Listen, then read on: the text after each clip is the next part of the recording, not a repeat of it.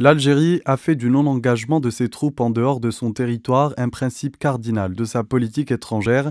Elle n'est présente ni dans la coalition de Riyad, ni dans le G5 Sahel de Paris, raison pour laquelle, selon Louisa Hannoun, l'on veut à tout prix faire croire que des terroristes de nationalité algérienne seraient présents au Mali.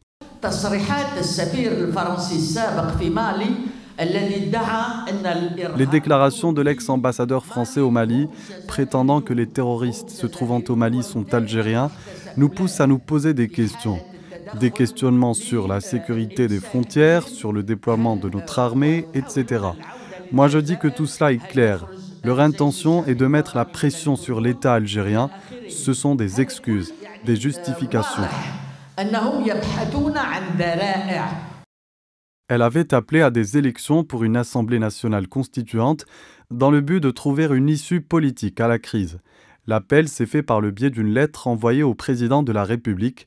Louisa Hannoun se dit aujourd'hui satisfaite de la collecte des signatures depuis le lancement de la campagne. Problème, le chef de l'État, selon elle, n'a pas tenu ses promesses. Nous nous adressons aujourd'hui au président de la République, car il est responsable devant la nation.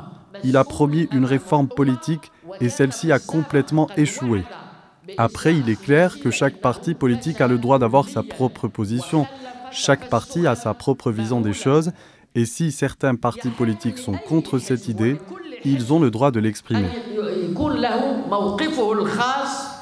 Pour la secrétaire générale du PT, l'Algérie risque de se retrouver dans une situation dangereuse lors des élections de 2019, une situation, selon elle, qui pourrait provoquer une intervention étrangère.